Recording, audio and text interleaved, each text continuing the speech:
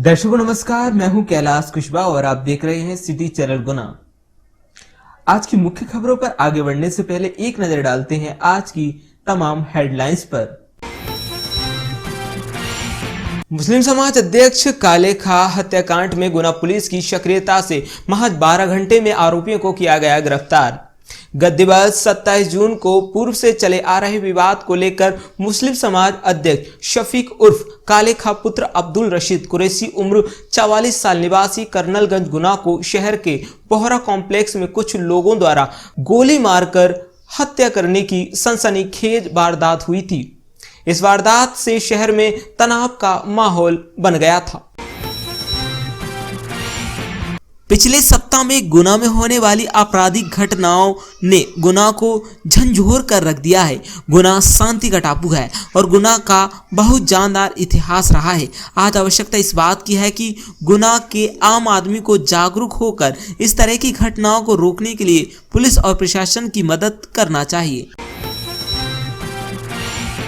Suresh Singh Raghuvanshi rotary club के अध्यक्ष सामाजिक क्षेत्र में कार्य करने के साथ साथ व्यापारिक कृषि क्षेत्र में अपनी उल्लेखनीय भूमिका निभा रहे हैं। गौरतलब है कि संगम स्टील परिवार ने पिछले 20 वर्षों में व्यापारिक क्षेत्र में बहुत उन्नति की है। सुरेश उसी के एक सदस्य हैं। आइए देखिए उनके साथ एक मुलाकात। शहर की हार्ट रोड पर स्थित रेस्टोरेंट एवं किराने की दुकान पर फूड विभाग की टीम आज जांच करने पहुंची। कई दुकानों से लिए गए नमूने। ग्राम निजामपुर में चाचौड़ विधायक लक्ष्मण सिंह पूर्व सांसद का आगमन हुआ, जहां युवा सामाजिक कार्यकर्ता ब्रजेश बघेल NSUI के जिला उपाध्यक्ष की शादी बधाई में पहुंचकर शुभकामनाएं व आशीर्वाद दिया। नई तबादला नीति मध्य प्रदेश में 1 जुलाई से चालू होने वाली है, परंतु जिला स्तर पर होने वाले ट्रांसफर में प्रभारी मंत्री की अनुशंसा के बाद ही ट्रांसफर हो सकेंगे। अभी तक मध्य प्रदेश में प्रभारी मंत्रियों की घोषणा भी नहीं हुई है, तो जिला स्तर पर ट्रांसफर कैसे संभव है। वैक्सीन के लिए दिन भर लोग परेशान होते रहे। कई केंद्रों पर वैक्सीन लगवाने पहुंचे लोग, लेकिन आज वैक्सीनेशन बंद होने के कारण लोगों को काफी परेशानी का सामना करना पड़ा। विगत दिन स्वास्थ्य विभाग द्वारा जानकारी दी गई थी कि आज वैक्सीनेशन स्थगित रहेगा, लेकिन कुछ लोगों तक सूचना नहीं पहुंचने पर लोग वैक्सीन लगवाने के लिए पहुंच गए। छात्रों को छात्रवृत्ति आवास योजना प्रदान करने और परीक्षा फीस वापस करने तथा समस्त छात्रों को निःशुल्क प्रवेश देने की मांग को लेकर आज चाचौड़ विधायक लक्ष्मण सिंह को कुमराज के संघर्ष छात्र समिति के सदस्यों ने एक ज्ञापन सौंपा। पहले युवतियों के साथ की गई छेड़खानी। जब परिजन बचाने पहुंचे तो उनके साथ भी दबंगों ने कर डाली मारपीट। गुना से 8 किलोमीटर दूर स्थित ग्राम टपरा में कुछ दबंगों द्वारा पहले 2 युवतियों के साथ छेड़खानी की गई। इसकी खबर लगते ही मौके पर पहुंचे परिजनों के साथ भी दबंगों द्वारा बुरी तरह मारपीट कर दी गई। बताया गया कि वारदात को अंजाम देने वाले सभी आरोपी पड़ोसी हैं। घटना में घायल दोनों युवतियों सहित 4 लोगों को जिला अस्पताल में भर्ती कराया गया है। जिला अस्पताल में भर्ती बंजारा समुदाय के पीड़ितों ने बताया कि उनकी पुत्रियां अपने खेत पर पत्थरों की सीमा रेखा बना रही थी। इसके बाद कुछ दबंगों ने उनके साथ छेड़खानी करने की कोशिश की और इसका विरोध करने आए परिजनों के साथ भी उन लोगों ने मारपीट कर दी। आज वैक्सीनेशन सेंटर पर लोगों को वैक्सीन का लगा सेकेंड डोज। लोगों ने वैक्सीन सेंटर पर जाकर लगवाया कोरोना का दूसरा टीका। ग्राम पंचायत कीताखेड़ी में सतगुरु संकल्प नेत्र चिकित्सालय आनंदपुर द्वारा विशाल निःशुल्क नेत्र जांच शिविर का आयोजन रखा गया, जिसमें ग्रामवासियों की आंखों का परीक्षण किया गया। आज सिरसी थाना पुलिस द्वारा नाबालिग किशोरी का अपहरण कर उसे बंधक बनाकर जाति के आरोपियों को गिरफ्तार करने में पुलिस को कामयाबी हासिल की गई है। एक दिवसीय दौरे पर आए एकता परिषद के राष्ट्रीय अध्यक्ष डॉक्टर रण सिंह परमाल एवं प्रदेश संयोजन डोंगर शर्मा सुनी ग्रामीणों की समस्याएं, जल समस्या, जंगल जमीन की समस्या आदि रही। आशा उषा कार्यकर्ताओं द्वारा आज की गई हड़ताल। बताया कि 24 जून को प्रतिनिधि मंडल के साथ बनी सहमति के आधार पर राज्य शासन को प्रेषित प्रस्ताव के संबंध में लिखित पत्र दिया जाना था, जो अभी तक प्राप्त नहीं हुआ है। हमें ये पत्र प्राप्त होता है तो हड़ताल समाप्ति की पहल की जाएगी। पिपरौदा खुर्द नानाखेड़ी मंडी के पीछे एक ग्राम में कच्ची सड़क है। सड़क इतनी खराब हालत में है कि अगर उस पर कोई वाहन निकल जाए तो वो धंस जाता है। आज ऐसी ही घटना एक घटित हुई, जहां पर एक ट्रैक्टर ट्राली उसी रास्ते से जा रहे थे और वो जमीन में धंस गए। उनको निकालने के लिए जेसीबी का इस्तेमाल करना पड़ा। रहवासियों द्वारा बताया गया कि लगभग वे 5 साल से इस समस्या से जूझ रहे हैं, लेकिन इसका कोई निराकरण नहीं हो पाया है। 1 महीने का बिल आया 2.5 लाख रुपए। बिजली का बिल अगर 2.5 लाख रुपए आ जाए तो सुनकर रूह कांप जाएगी। 2 महीने के लॉकडाउन के बाद जैसे तैसे लोगों को घर से बाहर निकलने की राहत मिली, तो उसके बाद बिजली के बिलों ने उनके इस सुकून को भी छीन लिया। हमने विगत दिन एक खबर प्रकाशित की थी, जिसमें एक महिला का बिल 57,000 रुपए आया था। लॉकडाउन की मार झेल रहे लोगों को अब बिजली का बिल चुकाना पड़ रहा है और आज फिर एक महिला ऐसी मिली जिनका बिल 2.5 लाख रुपए आया।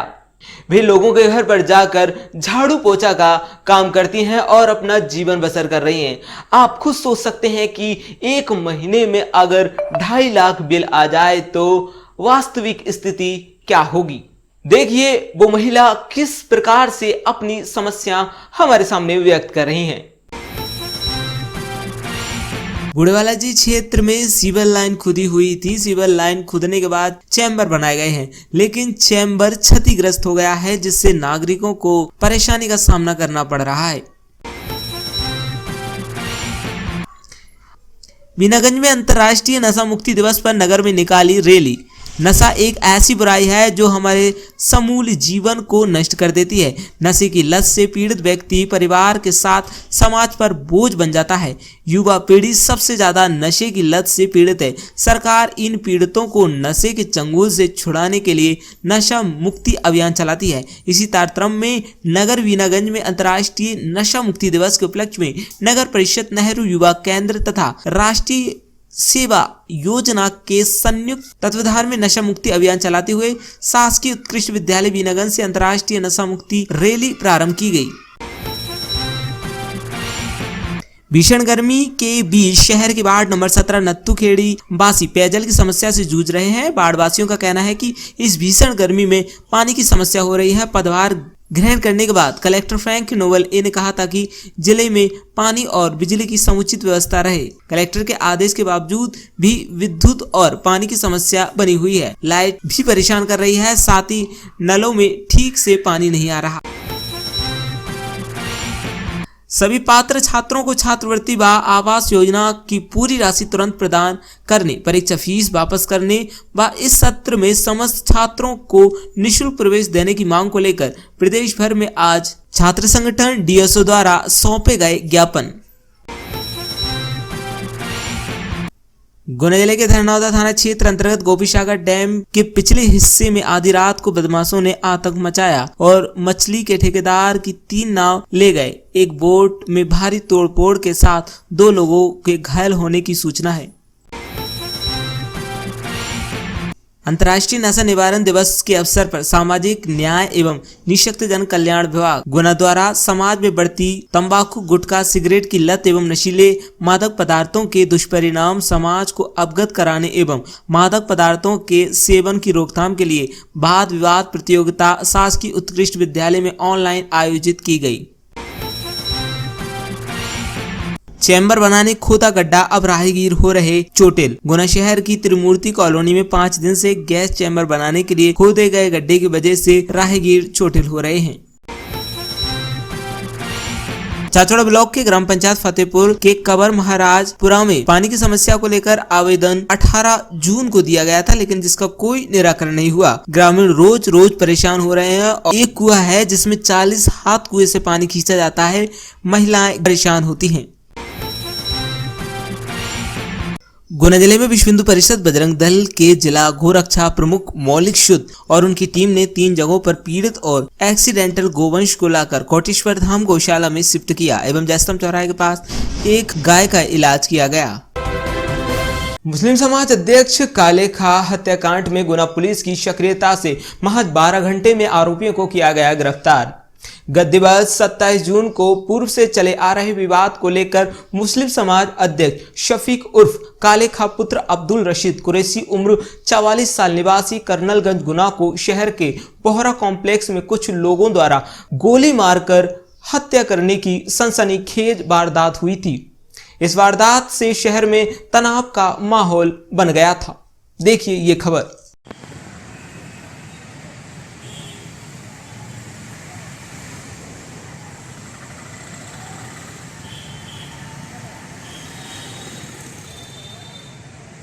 कल दिनांक 27 जून को कोतवाली थाना अंतर्गत गौरा मस्जिद के पास गोरा कॉम्प्लेक्स में शफीक उर्फ काले खां की गोली मार के हत्या कर दी गई थी। हत्या के बाद शहर में कानून व्यवस्था की स्थिति के दृष्टिगत चाक चौबंद पुलिस व्यवस्था की गई और कानून व्यवस्था की स्थिति को नियंत्रित किया गया। इसके अलावा जो हत्या करने वाले आरोपी थे उनके विरुद्ध FIR प्रकरण पंजीबद्ध किया गया। इसमें रानू खां, विक्की और हनीफ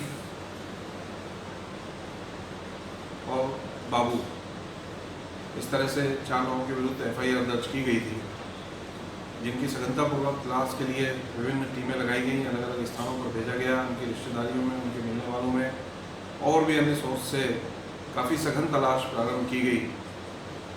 साथ ही जो अतिक्रमण किया हुआ हिस्सा था आरोपियों के घर का या अन्य स्थानों का, उनके विरुद्ध भी एक मुहिम चलाई गई है जो आगे भी जारी रहेगी। तलाश के दौरान सूचना प्राप्त हुई तो सूचना पर से आरोपियों को 2 आरोपी जो मुख्य आरोपी थे रानू और बाबू, ये गोली चलाने वाले थे, इनको कल रात में ही गिरफ्तार कर लिया गया है। घटना घटित होने के 12 घंटे के अंदर इन दोनों आरोपियों की गिरफ्तारी कर ली गई है। शेष आरोपी हनीफ वगैरह अभी फरार हैं, परंतु उनकी तलाश में टीम हमारी गई हुई है। जल्दी ही उनको गिरफ्तार कर लिया गया, उनके कर लिया जाएगा। उनके ऊपर इनाम भी घोषित मेरे द्वारा किया गया है, 10-10 हज़ार रुपये का इनाम घोषित किया गया है। टीमें लगातार सघनतापूर्वक सर्च कर रही हैं और इस तरह की किसी भी वारदात के अपराधियों को सख्त से सख्त कार्रवाई के दायरे में लाया जाए। एक महीने का बिल आया 2.5 लाख रुपए। बिजली का बिल अगर 2.5 लाख रुपए आ जाए तो सुनकर रूह कांप जाएगी। 2 महीने के लॉकडाउन के बाद जैसे तैसे लोगों को घर से बाहर निकलने की राहत मिली, तो उसके बाद बिजली के बिलों ने उनके इस सुकून को भी छीन लिया। हमने विगत दिन एक खबर प्रकाशित की थी जिसमें एक महिला का बिल 57,000 रुपए आया था। लॉकडाउन की मार झेल रहे लोगों को अब बिजली का बिल चुकाना पड़ रहा है और आज फिर एक महिला ऐसी मिली जिनका बिल 2.5 लाख रुपए आया। वे लोगों के घर पर जाकर झाड़ू पोछा का काम करती हैं और अपना जीवन बसर कर रही हैं। आप खुद सोच सकते हैं कि एक महीने में अगर 2.5 लाख बिल आ जाए तो वास्तविक स्थिति क्या होगी। देखिए वो महिला किस प्रकार से अपनी समस्या हमारे सामने व्यक्त कर रही हैं। रामबाई, क्या समस्या है आपकी? मार्केट साला के पीछे बिल आवे 2.5 लाख रख। क्या करती हो अम्मा? झाड़ू पोछा का काम करती है। और इतना बिल कैसे दोगी? अब कैसे चुकाएंगे? ऊपर जाके 400 किराया भैया। अच्छा, तो यहाँ पे समस्या, आपकी समस्या मतलब समस्या का सॉल्यूशन निकाल पाए कि नहीं ये लोग?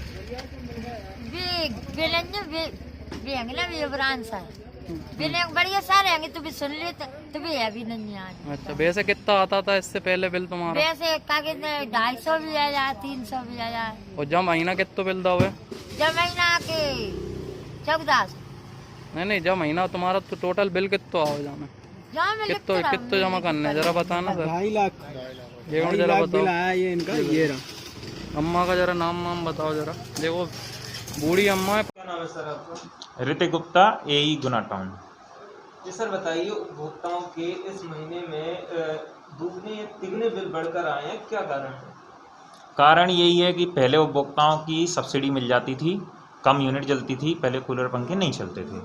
अब चूँकि कूलर पंखे चलने लगे हैं तो अगर वो उपभोक्ता की कंजप्शन अगर 150 यूनिट से ज़्यादा हो गई है तो उसको सब्सिडी नहीं मिल रही है। इसलिए वो जो 100 यूनिट पे 100 रुपये का बिल आता था वो बिल उसको सब्सिडाइज मिल जाता था।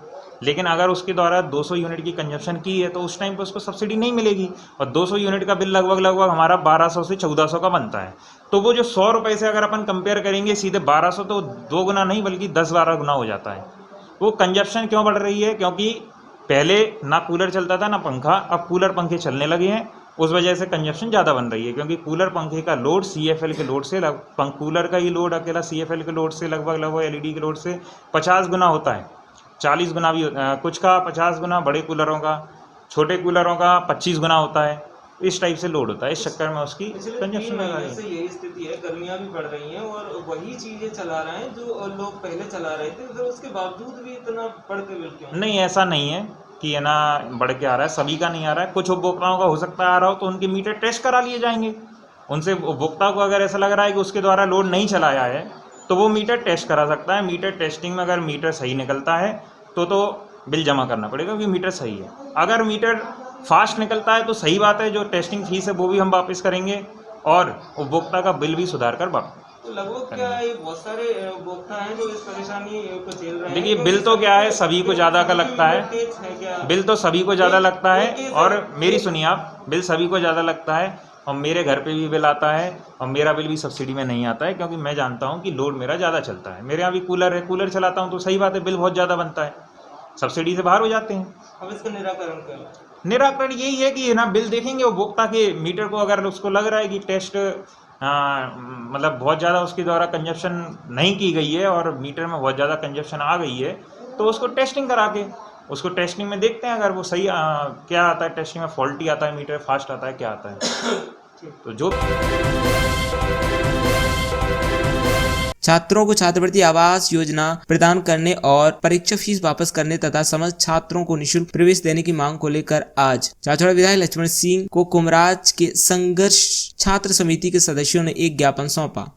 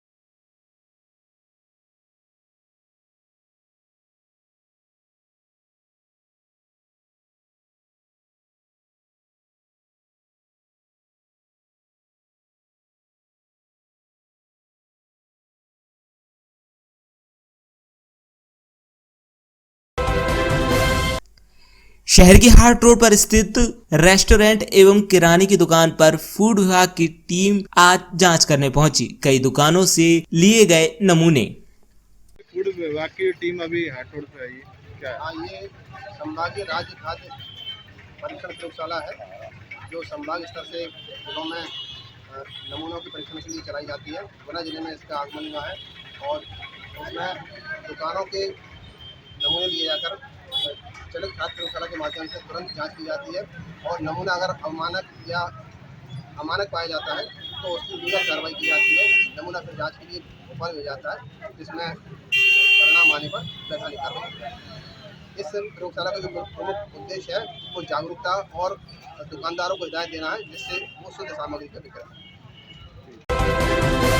नई तबादला नीति मध्य प्रदेश में 1 जुलाई से चालू होने वाली है, परंतु जिला स्तर पर होने वाले ट्रांसफर में प्रभारी मंत्री की अनुशंसा के बाद ही ट्रांसफर हो सकेंगे। अभी तक मध्य प्रदेश में प्रभारी मंत्रियों की घोषणा भी नहीं हुई है, तो जिला स्तर पर ट्रांसफर कैसे संभव है? जब जिला सरकार में बिना प्रभारी मंत्री की अनुमोदना के ट्रांसफर नहीं हो सकते तो क्या होगा इसमें? ये आपका कहना सही है कि ट्रांसफ़र यदि इनने लागू कर दी 1 तारीख से ट्रांसफ़र होना शुरू हो जाएंगे, परंतु अभी तक जिले की जितने भी ट्रांसफ़र होने हैं बिना प्रभारी मंत्री से अनुमोदना के नहीं हो पाएंगे। बहुत विचारणीय है। मेरा निवेदन है सरकार से शीघ्र ही प्रभारी मंत्री घोषित करे जिससे ट्रांसफ़र आसानी से हो सके। वैक्सीन के लिए दिन भर लोग परेशान होते रहे। कई केंद्रों पर वैक्सीन लगवाने पहुंचे लोग, लेकिन आज वैक्सीनेशन बंद होने के कारण लोगों को काफी परेशानी का सामना करना पड़ा। विगत दिन स्वास्थ्य विभाग द्वारा जानकारी दी गई थी कि आज वैक्सीनेशन स्थगित रहेगा, लेकिन कुछ लोगों तक सूचना नहीं पहुंचने पर लोग वैक्सीन लगवाने के लिए पहुंच गए। शासकीय प्राथमिक विद्यालय नानाखेड़ी गुना में आज सोमवार को 11:30 बजे केवल एकमात्र शिक्षक उपस्थित रहे। वैक्सीनेशन के लिए आने वाले लोगों के लिए कोई सूचना वैक्सीनेशन कार्यक्रम के बारे में उपलब्ध नहीं था, ना ही कोई सूचना पटल स्कूल के बोर्ड पर लगाया गया। इस कारण बाईपास के नजदीक से आने वाले लोगों को परेशानी उठानी पड़ी। नानाखेड़ी क्षेत्र के बहुत लोग सुबह से ही 12 बजे तक बार-बार चक्कर लगाते नजर आए। वैक्सीनेशन को लेकर लोगों में काफी उत्साह देखने को मिला। आप बताएं कब उपस्थित हूँ ना, लेकिन टीकाकरण आज वैक्सीन नहीं होने की वजह से टीकाकरण नहीं हो पा रहा, संभव नहीं है। तो ये स्थिति समुदायों में मेरे ख्याल से पूरे शहर में ही होगी। नहीं, आपके केंद्र पर किस दिन लगी थी वैक्सीन? हमारे 3-4 दिन से लगातार कंटिन्यूस चल रही वैक्सीन जी, केवल आज नहीं है। हाँ, पिछले 4 दिनों वैक्सीन ली थी। कल संडे की क्या स्थिति थी? नहीं, संडे को तो छुट्टी है सब जगह छुट्टी। संडे के पहले 4 दिन लगाई गई थी जी। चलिए, नानाखेड़ी प्राथमिक विद्यालय पर काफ़ी सारे लोग हैं जो वैक्सीन के लिए आए हुए हैं, लेकिन यहाँ पर वैक्सीन लगाने के लिए कोई उपस्थित नहीं है। बहुत सारे तो भग गए, बाट है जी। सुबह से लाइन में लग रहे हैं। अब 4 किलोमीटर से हम पैदल आए, पैदल ही अब जाएंगे। कहाँ धूप पड़ रही है? कहाँ रहते हैं? ये बाईपास के पास में जी। और जी, यहाँ की सूचना आपको कैसे मिली थी? जहाँ की सूचना मिली थी, हमें परसों वैक्सीन लग रही है तो हम आज सोमवार आ गए जी। जी, आप कहाँ रहती हैं? बाईपास में। सेंट्रल स्कूल में भी नहीं लग रही? नहीं लग रही, वहीं से आए हैं। जी जी। आप कहाँ से हैं? हम यहीं से आए। तो क्या स्थिति है वैक्सीन पर? केंद्र पर कोई मिला आपको? कोई नहीं मिला। जी जी। एक और व्यक्ति वैक्सीन के लिए आए हुए हैं सर यहाँ पे जी। वैक्सीन लगवाना है, लेकिन यहाँ तो कुछ दिख नहीं दिया। जी जी। इस तरह केंद्रों पर तमाम लोग वैक्सीन के लिए आ रहे हैं, लेकिन कोई उपस्थित नहीं है वैक्सीन लगाने वाले। ये वास्तविकता है गुना जिले की। अभी देख के वक्त गए, लेकिन यहाँ पे कोई आया नहीं है, वैक्सीन लग नहीं रही। अच्छा, आप चौथी बार आए अभी? हाँ, सुबह से 3 बजे घूम गए, 9 बजे से 3-4 जी। यहाँ पे कोई यही नहीं है। आज वैक्सीनेशन सेंटर पर लोगों को वैक्सीन का लगा सेकेंड डोज। लोगों ने वैक्सीन सेंटर पर जाकर लगवाया कोरोना का दूसरा टीका। क्या नाम है आपका? कुसुम बाई। पहली डोज कब लगी थी? पहली वैक्सीन 5 तारीख है। तो वैक्सीन लगवाने के बाद आपको कैसा लगा? कुछ नहीं हुआ, सब अच्छा रहा? हाँ, थोड़ा दर्द हो तो हाथ में। और तबीयत कैसी रही? ठीक रहता। मुन्नी बाई। पहली वैक्सीन आपको कब लगी? 5 तारीख। तो वैक्सीन लगवाने के बाद आपको कैसा? कुछ नहीं, तो थोड़ा दर्द ही हुआ था बस, और कुछ तो नहीं।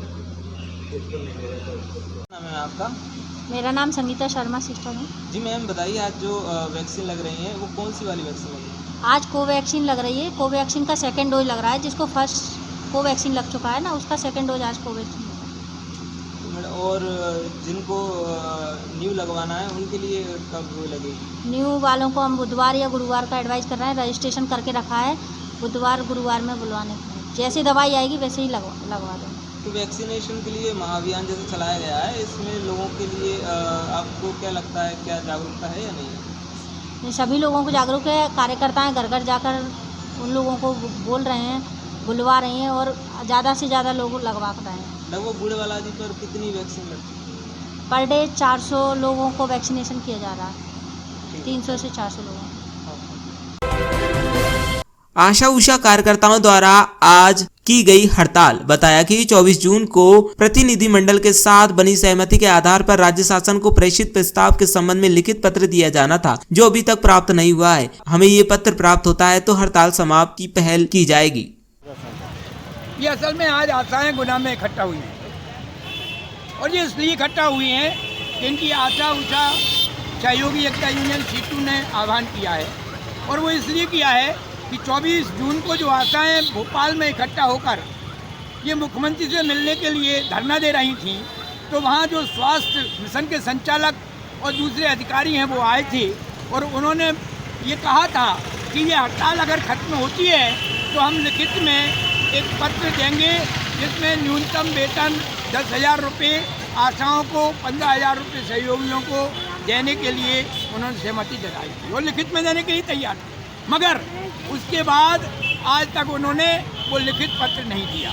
इसीलिए ये आशा उषा सहयोगी एकता यूनियन सीटू मध्य प्रदेश और जो दूसरी यूनियनों का मोर्चा है आशाओं का, उन्होंने ये आह्वान किया है कि 28 तारीख को ये धरना देंगे पूरे मध्य प्रदेश के अंदर।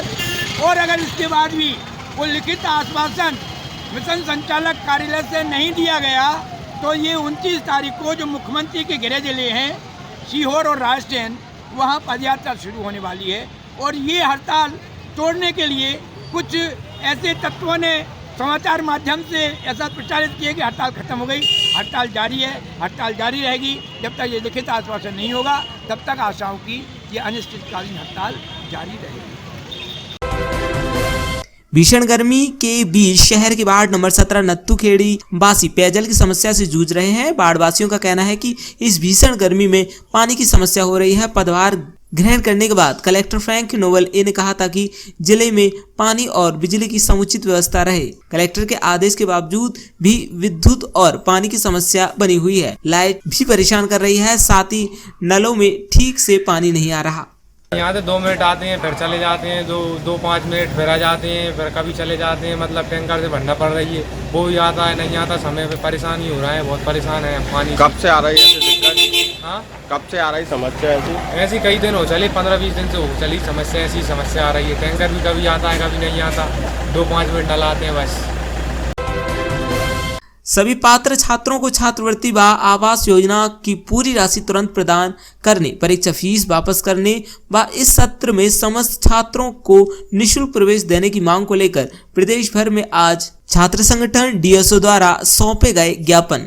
संगठन डीएसओ के द्वारा पूरे मध्य प्रदेश में मांग दिवस के रूप में जो एक हम लोग आंदोलन चला रहे हैं, खासकर अभी पूरे प्रदेश भर में किसी भी यूनिवर्सिटी या विश्वविद्यालय के अंदर कोई एग्जामिनेशन नहीं हुई और हमारी डिमांड है कि जब एग्ज़ाम नहीं तो फीस दो। लेकिन तमाम स्कूल और विश्वविद्यालय ने तमाम छात्रों से परीक्षा फीस वसूली है, जो कि इस तरीके से सही नहीं है।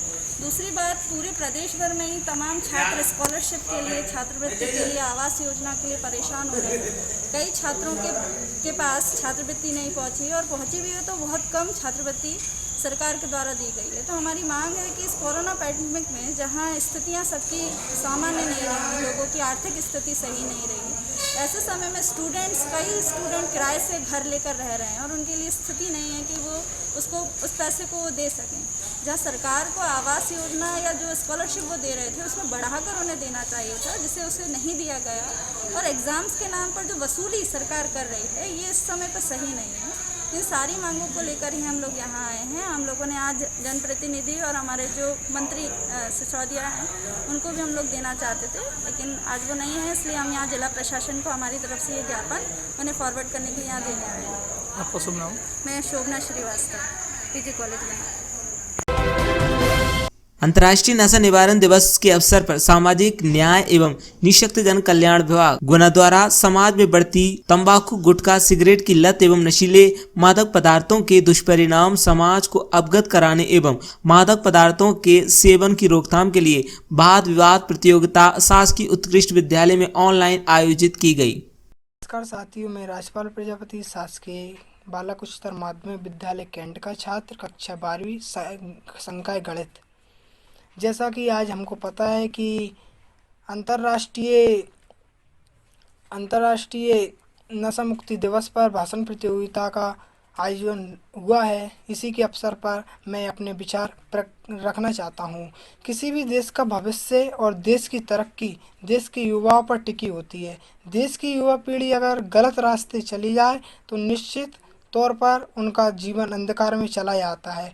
देश का युवा वर्ग को जिंदगी के हर पहलू को जीने की इच्छा होती है। युवा वर्ग नशे को अपनी शान समझते हैं। युवा वर्ग शराब, गुटखा, तंबाकू, बीड़ी, सिगरेट का नशा करते हैं। आजकल युवा वर्ग और कई वयस्क लोग भी सिगरेट या शराब का सेवन करते हुए नज़र आते हैं। उन्हें यह समझ नहीं आता कि यह उनके लिए आगे चलकर हानिकारक और जानलेवा साबित हो सकती है। युवा वर्ग नशे के लिए नशा एक फैशन बन गया है। नशे से मानसिक, सामाजिक और पारिवारिक स्तर पर बुरा असर पड़ता है। कुछ लोग नशा करके घर पर आकर अपनी पत्नी से मारपीट करते हैं। ये घिनौना अपराध है। नशा करके सड़क पर गाड़ी चलने से दुर्घटना हो सकती है और होती भी है। कम उम्र में नशा करने से आगे चलकर जीवन में कई कठिनाइयों का सामना करना पड़ सकता है। इससे परिवार में अशांति का निवास होता है। नशा करने वाला व्यक्ति के पास आर्थिक तंगी हो जाती है। हाई स्कूल विजयपुर, कक्षा 10वीं की छात्रा हूँ। आज 26 जून को अंतर्राष्ट्रीय नशा निवारण दिवस है। मैं समाज में व्यक्त मादक द्रव्य पदार्थों के दुष्परिणाम पर अपने विचार प्रस्तुत कर रही हूँ। नशीले पदार्थों के सेवन से विभिन्न प्रकार की बीमारियां हो जाती हैं। यह HIV, हेपेटाइटिस, तपेदिक जैसे गंभीर रोगों का कारण है। इसके अलावा इसके आर्थिक हानि और असामाजिक व्यवहार जैसे कि चोरी, हिंसा और अपराध एवं सामाजिक कलंक तथा समाज का समग्र पतन कई रूपों में दुष्प्रभाव भी है। इसी संदर्भ में मैं एक प्रेरक गीत प्रस्तुत कर रही हूँ। जीना है तो पापा शराब में ते पीना, जीना है तो पापा शराब में ते पीना, इसमें कईयों घर की खुशियाँ छीना। मेरा नाम अनीता शर्मा है। मैं आप सभी को नशा मुक्ति हेतु अपने विचार व्यक्त करना चाहती हूँ। कोई भी देश जब प्रगति एवं तरक्की कर सकता है जब उसमें रहने वाले युवाओं का रहन सहन सही तरीके से हो और वह अपने और देश के प्रति जागरूक बने। लेकिन हम वर्तमान में देख रहे हैं कि आज की युवा पीढ़ी नशे जैसे पदार्थों के प्रति अधिक लगाव रखने लगी है और यह इस कारण है कि आज की युवा पीढ़ी मोबाइल, टेलीविज़न, कंप्यूटर जैसे आदि में समेट कर रह गई है और उन्हें खेल कूद जैसी गतिविधियों में भाग लेने के अभाव के कारण हो रहा है और वह आजकल मूवियाँ आदि देखकर वह ये समझने लगे हैं कि शराब पीना, नशा आदि करना उनकी शान है और वह अपने अनमोल जीवन को समझ नहीं पा रहे हैं और वह अपने इस जीवन को नशा करके व्यर्थ में गंवा रहे हैं। लेकिन वर्तमान में इसकी मात्रा बहुत अधिक मात्रा में बढ़ गई है। लेकिन आश्चर्य की बात तो ये है कि नशा जैसे पदार्थों का उत्पादन कुछ ही देश कर रहे हैं, लेकिन इस 26 जून 2021 को अंतर्राष्ट्रीय नशा निवारण दिवस के अवसर पर उत्कृष्ट विद्यालय गुना में ऑनलाइन वीडियो ऑडियो प्रतियोगिता आयोजित की गई, जिसमें छात्रों को नशे के दुष्प्रभावों के बारे में जागरूक करते हुए संदेश देने हेतु वाद विवाद, भाषण एवं गीत प्रतियोगिताएं आयोजित की गईं। विभिन्न विद्यालय के छात्रों ने ऑडियो वीडियो क्लिप भेजकर इस प्रतियोगिता में भाग लिया और समाज में नशे के विरुद्ध जागरूकता फैलाने का प्रयास किया। मैं आसिफ खान, प्राचार्य उत्कृष्ट विद्यालय गुना। सुरेश सिंह रघुवंशी रोटरी क्लब के अध्यक्ष सामाजिक क्षेत्र में कार्य करने के साथ साथ व्यापारिक कृषि क्षेत्र में अपनी उल्लेखनीय भूमिका निभा रहे हैं। गौरतलब है कि संगम स्टील परिवार ने पिछले 20 वर्षों में व्यापारिक क्षेत्र में बहुत उन्नति की है। सुरेश उसी के एक सदस्य हैं। आइए देखिए उनके साथ एक मुलाकात। तो नमस्कार, आज आपकी मुलाकात कराते हैं रोटरी क्लब के अध्यक्ष सुरेश रघुवंशी से, जो कई सामाजिक संगठनों से जुड़े हुए हैं, हमारे बचपन के मित्र भी हैं। सुरेश भाई, स्वागत है आपका सिटी चैनल में। धन्यवाद तरुण भाई, आपके चैनल का बहुत बहुत शुभकामनाएं। सुरेश भाई, अभी कोविड काल में रोटरी क्लब ने बहुत सारे सामाजिक सेवा के काम किए। कोविड में उन्होंने बहुत सारे स्वास्थ्य संबंधी कार्य करे, तो क्या क्या सुविधाएं रोटरी ने यहाँ जुटाई थी? देखिए, रोटरी क्लब सामाजिक सेवा के लिए है। ये अंतर्राष्ट्रीय क्लब है और लगभग 150 साल पुराना है। ये रोटरी क्लब के माध्यम से बीमारी में तो बहुत ज़्यादा काम करते हैं। मैं आपको बताना चाहता हूँ कि पोलियो को विश्व में मिटाने में रोटरी ने महती भूमिका निभाई है।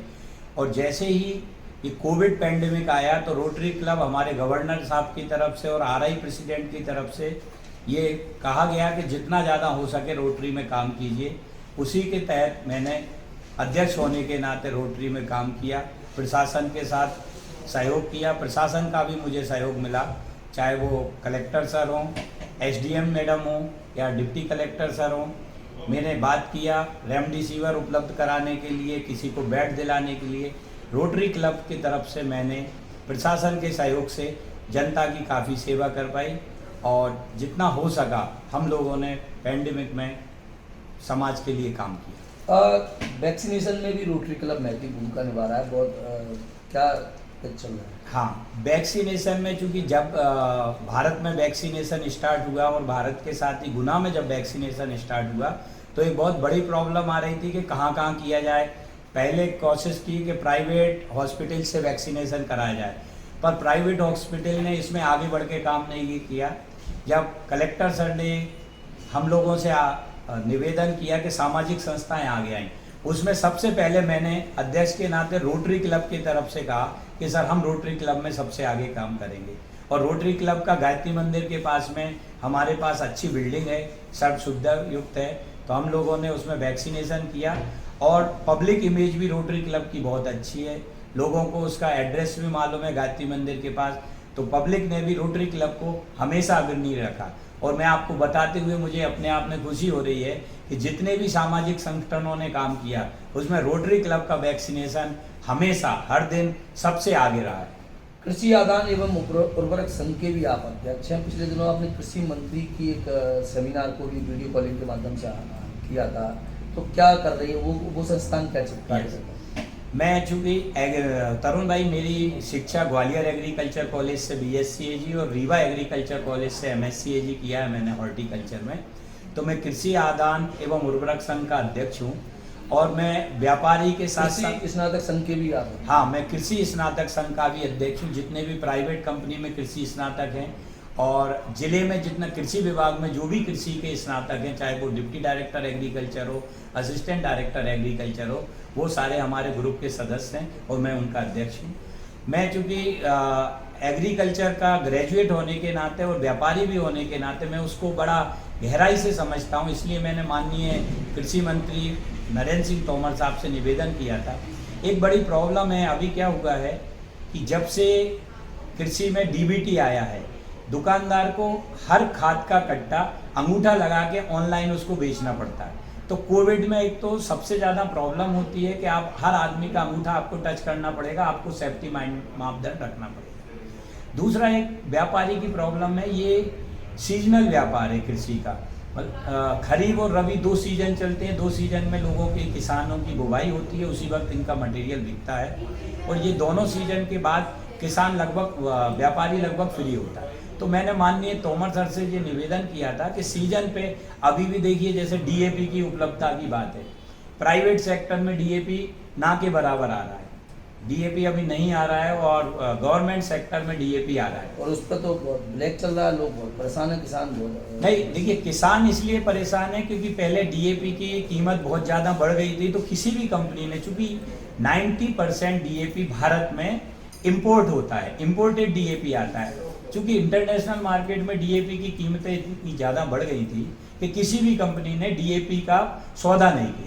डीएपी आने की प्रक्रिया में होता क्या है कि आप सौदा करते हैं, फिर शिप आता है, शिप का पैकिंग होती है, उसके बाद रेल हेड से सभी जगह बांटा जाता है। जब रेटें बढ़ गई थी तो किसी ने सौदा नहीं किया, फिर माननीय प्रधानमंत्री नरेंद्र मोदी जी ने किसानों की चिंता को देखा और सीधा सीधा सब्सिडी को बढ़ा के 1200 रुपये कर दिया। मैं आपको बताना चाहता हूँ, सिटी चैनल के माध्यम से सभी नागरिकों को बताना चाहता हूँ कि डीएपी की जो एक बोरी किसान को ली जाती है उसमें 1200 रुपये किसान दे रहा है और 1204 रुपये भारत सरकार उस पर सब्सिडी दे रही है। तो 1204 रुपये सब्सिडी होने के कारण ये थोड़ा सा प्लानिंग में लेट हो गया, लेकिन ब्लैक नहीं हो रहा है और सरकार ने बहुत अच्छी सुविधाएं की है, मिल नहीं रहा, लगभग उपलब्ध नहीं, प्राइवेट में उपलब्ध नहीं है। नहीं, तो उससे उसका मतलब ही यही है, अगर कोई चीज की मांग और पूर्ति में इतना बड़ा तुलनात्मक होगा तो वो उसका ब्लैक मेलिंग होगी। ब्लैकमेलिंग तो हो सकता है आउटसाइड में कहीं हो रही हो, गुना शहर हमेशा ऐसा रहा है कि गुना में नहीं। व्यापारी हो, अगर मांग और पूर्ति में इतना बड़ा अंतर होगा तो निश्चित रूप से बात तो नहीं, लेकिन उस ब्लैकमेलिंग को मैं किसानों को आपके माध्यम से कहना चाहता हूं कि आप बिल्कुल ब्लैकमेलिंग पे ना जाएं। अंगूठा लगा के आपको माल दिया जाता है, जो अंगूठा में कीमत है आप उसी कीमत में। गन्नागांव में भी एक मामला आया था पिछले दिनों जिसमें कृषि बीज वाले खाद बेचने वाले ने 2 कट्टे देके 10 कट्टे पे। हाँ, वो थोड़ी सी प्रैक्टिकल प्रॉब्लम है। देखिए 2 कट्टे देके 10 कट्टे का बिल बनाना, मैं किसी का पक्ष नहीं ले रहा हूँ, लेकिन एक प्रैक्टिकल प्रॉब्लम, चूंकि मैं पढ़ा लिखा भी हूँ और आदान संघ का अध्यक्ष भी हूँ, मैं उस व्यापारी की प्रैक्टिकल प्रॉब्लम बता रहा हूँ। चूंकि क्या होता है, कोई किसान यदि आपके पास 3 कट्टे लेने आया खाद का और वो बेचारा 20 किलोमीटर दूर से आया और आधार कार्ड उसके पास नहीं है, नियम ये कहता है कि उसको आप कट्टे मत दीजिए, पर चूंकि वो व्यापारी गांव का किसान था, व्यापारी था, उसने उसको दे दिया होगा और उसने सोचा बिल में किसी और के नाम बना दूं। ये प्रॉब्लम बेसिक थी, वरना किसी को 3 कट्टे देके 10 कट्टे का बिल बनाना बहुत ज़्यादा ब्लैकमेलिंग नहीं है। लेकिन हाँ, पर ये चीज़ को धीरे धीरे खत्म करना पड़ेगा। पिछले 7 महीने से किसान बैठा है कृषि कानूनों के विरोध में, तो आपका अपना क्या मत है उसमें कि वो कानून के लिए सरकार से इतनी लड़ाई हो रही है उसकी? आप किसान भी हैं और कृषि यंत्रों के व्यापारी भी हैं, खादी बेच रहे हैं, क्या कहते हो आप? देखिए, सबसे पहले तो मैं हिंदुस्तान का नागरिक हूँ और मैं बात करूँगा हिंदुस्तान की, भारत की। फिर मैं किसान भी हूँ, मेरे पास लगभग 50 एकड़ ज़मीन है, 100 बीघा का मेरा फार्म हाउस है और मैं MSc एग्रीकल्चर के ग्रेजुएट हूँ। देखिए, किसान आंदोलन जो हो रहा है, हम लोग पहले से 20 साल पहले या 30 साल पहले से किसानों के लिए लड़ते थे कि डीबीटी लाया जाए और उसके बाद किसानों को अपनी चीज़ का उचित मूल्य दिया जाए। लेकिन अभी जो किसान आंदोलन हो रहा है वो कहीं ना कहीं राजनीति से प्रेरित है। इस चीज़ का वो गलत दबाव बना रहे हैं। वो जो हरियाणा पंजाब के जो किसान बैठे हुए हैं वो राजनीतिक रोटियां सेक रहे हैं। आप देखिए, अगर ये किसान कानून लागू होता है तो इसमें कोई भी किसान कॉन्ट्रैक्ट फार्मिंग करवा के, जैसे मैं आपको उदाहरण देता हूँ नासिक, मतलब तुम चाहते हो कि रिलायंस और अंबानी और अडानी को पूरी किसान सेवा मिल जाए? देखिए तरुण भाई, ये बात गलत है कि आप रिलायंस और अंबानी की बात कर देते हैं।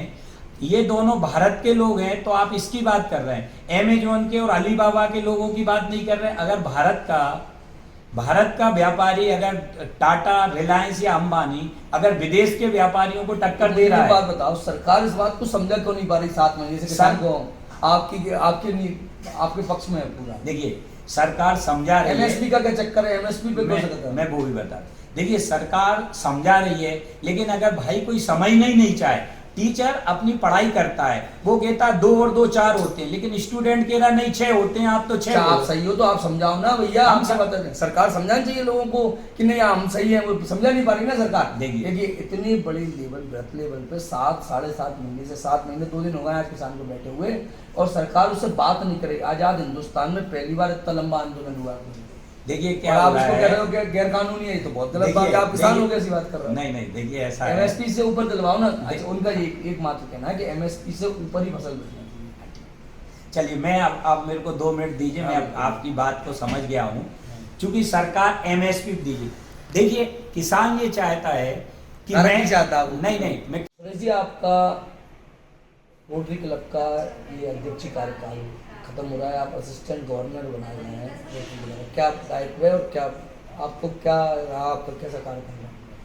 रोटरी क्लब का मेरा ये कार्यकाल बहुत अच्छा रहा और मैं लगातार 2 साल से रोटरी क्लब गुना का अध्यक्ष हूँ। 19-20 में जब पहला कोविड पैंडेमिक आया, उसमें रोटरी क्लब गुना ने जो कार्य किया मेरे अध्यक्ष ही उसमें, उसके लिए डिस्ट्रिक्ट ने हमें एक अवार्ड दिया। डिस्ट्रिक्ट हमारा रहता राजस्थान MP मिला के 3053 डिस्ट्रिक्ट है, उसमें हमको अवार्ड मिला है बेस्ट क्लब कोविड पैंडेमिक प्रणेता। मतलब हमने कोविड पैंडेमिक के लिए जो अच्छा काम किया उसके लिए डिस्ट्रिक्ट का बेस्ट क्लब रहा है।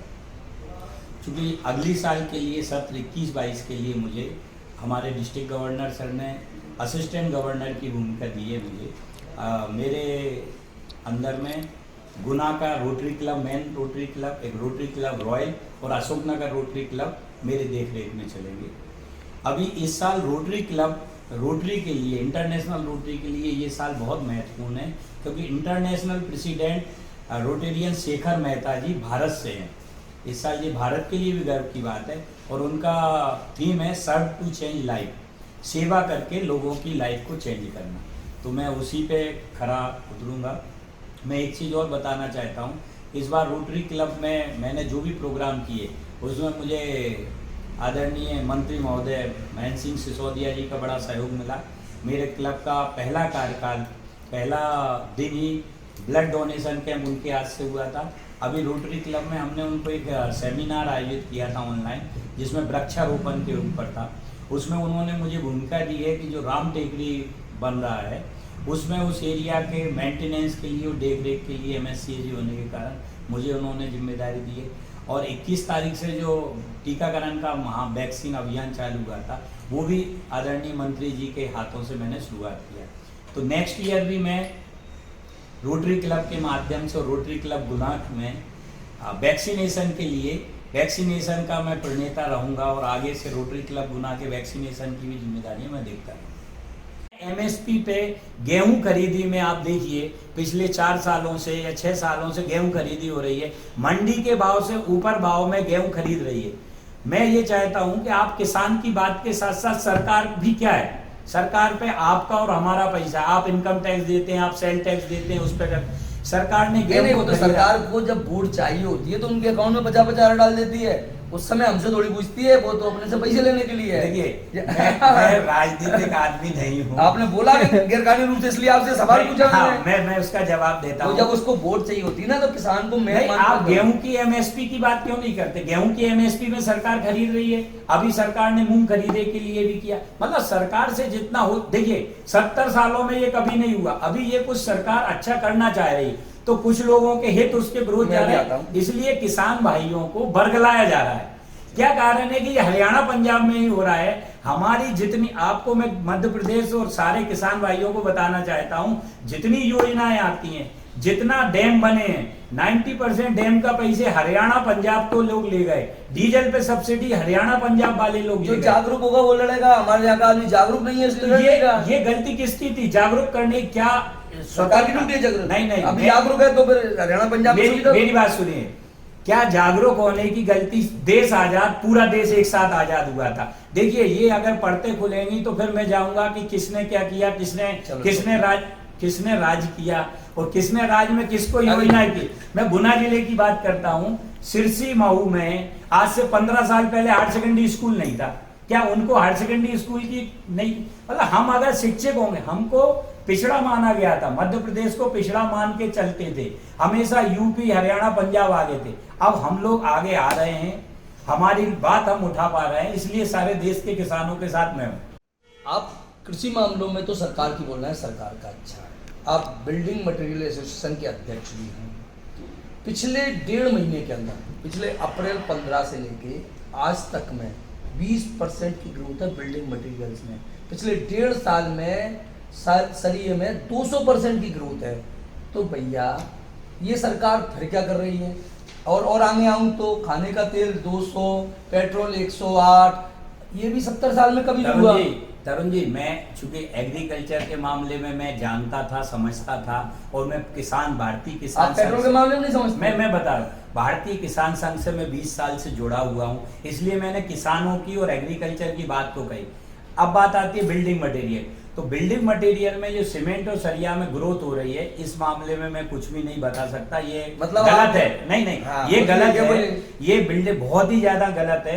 इससे बिल्डिंग मटेरियल के व्यापारी बहुत परेशान नहीं, है। आप परेशान होने से नहीं है। नहीं, वो लोग बिल्डिंग बना रहे हैं, उनकी 25% अब हमारी परेशानी, चूंकि मैं बिल्डिंग मटेरियल एसोसिएशन का उपाध्यक्ष हूँ, मैं पहले व्यापारी की बात करूंगा। हम लोगों को जो एक 250 रुपए में सीमेंट की बोरी आती थी, वो आज 350 रुपए में अगर सीमेंट की बोरी है तो उसमें हमारी लागत बढ़ गई है। जो 100 बोरी में हमारा इन्वेस्टमेंट 25,000 दुकान में रख के हो जाता था, वो आज 35,000 रुपए हो रहा है। जो 3300 या 4000, तो तुमको पैसे वापस मिलना है। नहीं, पर इन्वेस्टमेंट हमारा ब्याज बढ़ गया है। आपका इन्वेस्टमेंट बढ़ा है। हाँ। आदमी जो लगा रहा था उसका जो आप 250, ये गलत है। मैं इसका 140% की ग्रोथ हो गई उसमें। ये गलत है। मैं इसमें ये सरिया जो 35 रुपए था वो 70 रुपए जा रहा है, 65 रुपए जा रहा है, 60 रुपए जा रहा है। मैं इससे आपके माध्यम से ये ऊपर तक आवाज पहुंचाना चाहता हूं आदरणीय नरेंद्र मोदी जी से कि इस ओर पे ध्यान दिया जाए। ये बड़ा पुल बना के, कंपनियों का बड़ा खेल हो रहा है। ये पुल बना के जब चाहे रेट बढ़ा रही है भैया। ये खेल सरकार की नॉलेज में नहीं है। हिंदुस्तान का इंफ्रास्ट्रक्चर की कॉस्टिंग 20% बढ़ गई, रातों रात 25%, और कोविड काल, पिछले कोविड काल से इस कोविड काल तक 50% बढ़ गई है। ये इस पे जवाब पे सरकार के कोई नुमाइंदे, आप मंत्री महोदय, आपको ध्यान करना चाहिए भैया। आप बिल्डिंग मटेरियल देखिए, आप कृषि वाले लोगों से भी जुड़े हैं, बिल्डिंग मटेरियल से भी जुड़े हैं। आप कहते हैं कि पेट्रोल, मुझे पता नहीं है। नहीं, पेट्रोल भी गलत है। पेट्रोल से हर आदमी की जेब कट रही है। पेट्रोल गलत है, मैं उसमें बिल्कुल पक्ष में नहीं हूँ। जो रेटें बढ़ रही हैं, मैं उसके बिल्कुल पक्ष में नहीं हूँ। पेट्रोल की, सरिया की, सीमेंट की जो महंगाई बढ़ रही है, मैं बिल्कुल पक्ष में नहीं हूँ। भाई महंगाई नहीं बढ़ना। एक तरफ आप उनको सुविधाएं दे रहे हैं, दूसरी तरफ जेब उनकी कट रही। आदमी को सैलरी मिलेगी या गेहूं का कीमत ज्यादा मिल जाएगी, उतना आप डीजल से निकाल ले रहे हो। वो मकान बनाएगा, उतना आप पेट्रोल से निकल रहा है। तो ये तो कॉस्टिंग में इंक्लूड होना है। देखिए, ये बड़ी समस्या इस समय जिस लाइन से आप हैं, वो ठेकेदारों की एक बड़ी समस्या। पेट्रोल जिस भाव हो गया है, सीमेंट जिस भाव हो गया, सरिया जिस भाव हो गया, और पैसे की स्थिति ये है कि 1 साल में बिल में पेमेंट नहीं मिल रहा, तो ठेकेदारी वाला जो धंधा वो तो समाप्त हो गया है। तुम्हारे जितने पैसे ठेकेदारों देना, वो सब खिलने की तैयारी है। नहीं तरुण भाई, देखिए, ये मैं चूंकि समाज सेवा से जुड़ा हूँ, अभी मैं डायरेक्ट राजनीति में नहीं हूँ, लेकिन हाँ, मैं एक विचारधारा का पक्षधर हूँ। आदरणीय नरेंद्र मोदी जी, आदरणीय शिवराज सिंह चौहान जी, आदरणीय बीडी शर्मा जी मेरे साथी रहे हैं। बीडी शर्मा जी का मैं बड़ा प्रशंसक हूँ, साथी हैं। और हमारे क्षेत्र के महाराज श्रीमान ज्योतिरादित्य सिंधिया जी की भी मैं फॉलोअर हूँ, प्रशंसक हूँ। लेकिन मैं अभी डायरेक्ट किसी पद पे या डायरेक्ट में उसमें नहीं हूँ, इसलिए मैं अभी समाज सेवा की बात करूँगा। ये चूंकि बड़ा गहन मुद्दा है और आप पत्रकार भाई से तो हम लोग जीत नहीं सकते। मैं आगे कोशिश करूंगा कि आगे आपकी बातों का पूर्ण जवाब दे पाऊं, लेकिन मैं अपने क्षेत्र की बात करूं। इस बात किसानों की एक बात करते हैं। आप कृषि आदान उर्वरक संघ के अध्यक्ष हैं, तो कृषि विश्वविद्यालय गुना में स्थापित, तो उसके लिए कोई प्रयास करेंगे आप? हाँ, बहुत बड़े। तरुण जी, आपने बहुत बढ़िया बात की। मैं पिछले 4 सालों से गुना में कृषि महाविद्यालय खोलने के लिए प्रयासरत हूँ। मैंने 4 साल पहले, जब 3 साल पहले माननीय शिवराज सिंह जी मुख्यमंत्री महोदय गुना आए थे, जब मैंने अपने लेटर पैड पर उनको कृषि महाविद्यालय खोलने के लिए आवेदन दिया था। और गुना में कृषि महाविद्यालय खोलने के लिए अनुकूल वातावरण है। गुना शहर के भीतर 50 हेक्टेयर जमीन, जिसे आप बीज निगम फार्म कहते हैं, वो उपलब्ध है। गड़ा के पास में 50 हेक्टेयर। क्या बनवाओगे उस बीज निगम में? तुम्हारे सरकार के नुमाइंदे 50 बार उसे खेल स्टेडियम बना चुके हैं। मैं आपसे सिर्फ कृषि महाविद्यालय की बात कहता हूँ, आप इसको समझें।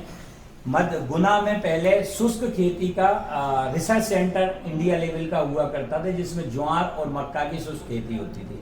और मैं आपको ये भी बता दूं कि आदरणीय मुख्यमंत्री महोदय का लेटर आया। उस लेटर, मतलब ये प्रोसेस कृषि महाविद्यालय की चल रही है। मैंने महाराज ज्योतिरादित्य सिंधिया जी को भी मैंने, जब वो सांसद थे लोकसभा के, अभी मेरी बात नहीं हुई है, उस वक्त भी मैंने लेटर दिया था, उन्होंने भी पॉजिटिव बात कहा था। और मुख्यमंत्री महोदय का लेटर मेरे नाम से आया है, अध्यक्ष कृषि स्नातक संघ, और कलेक्टर महोदय के पास कृषि विभाग पर लेटर आया है और इन्होंने चिन्हित करके जमीन भी भेज दी गई। शायद गढ़ा के पास में शासकीय भूमि है जिसे चिन्हित करके कृषि महाविद्यालय के लिए भेज दी गई है। चलिए, एक व्यक्तिगत सवाल है। महेश रघुवंशी भाई साहब के साथ मिलकर संगम परिवार ने गुना में बहुत उन्नति की है, आज बहुत बड़ा नाम है। तो ये सब पाने के लिए कितनी मेहनत की, कितना संघर्ष है ये सब पूरी? देखिए, नो डाउट परिवार का पूरा सहयोग रहा है। सबसे पहले तो मैं बात करूंगा, मेरे पापा इसी शहर में पटवारी थे, श्री हरिराम सिंह रघुवंशी, और वो सभ्य पटवारियों में उनका गिनती थी। सभी लोग हनुमान चौराहे मंदिर वाले ट्रस्ट है, सभी लोग जानते हैं, उनका हमें आशीर्वाद रहा है, उनका मार्गदर्शन रहा है। उसी मार्गदर्शन में बड़े भैया महेश रघुवंशी जी ने, जो कि खुद सिविल इंजीनियर है, संगम ट्रेडर्स करके पहली दुकान एक सिविल इंजीनियर ने बिल्डिंग मटेरियल की दुकान खोली और A to Z building material के नाम से उन्होंने पूरा चलाया और उनकी इतना अच्छा उन्होंने सर्विस दी कि पूरे शहर वासियों ने और जो इंजीनियर साथी, ठेकेदार साथी थे, उन्होंने उन्हें भरपूर प्यार दिया और वो दुकान आज अपने चरम पे है। उन्हीं के आशीर्वाद से और उन्हीं के मार्गदर्शन से जब मैं MSc AG करके वापस आया तो गायत्री मंदिर के सामने मैंने संगम स्टील एंड सैनिटरी डाला और जब मेरा छोटा भाई अवधेश रघुवंशी BSc AG इंदौर से करके आया तो फिर मैंने ट्रैक्टर एजेंसी और फर्टिलाइजर का संगम कृषि सेवा केंद्र, RS इंटरप्राइजेज, ये मैंने काम अपना। तो आप माल कमा के समाज सेवा के क्षेत्र में, मतलब पैसा, पावर, उसके बाद समाज सेवा की ओर? हाँ, देखिए, मैं सभी से ये कहना चाहता हूँ कि जो भी पैसा कमा उसमें कुछ ना कुछ समाज सेवा में देना चाहिए। मैं समाज सेवा में, मैं और मेरा परिवार हमेशा आगे रहा है। चाहे वो राम मंदिर ट्रस्ट की बात हो, हमने उसमें भी दिया है, चाहे और कोई से मंदिर या ट्रस्ट की बात हो, चाहे चैम्बर ऑफ कॉमर्स के साथ में जो 102 फीट का राष्ट्रीय ध्वज है उसमें हम दोनों भाइयों ने 1 लाख रुपए दिए।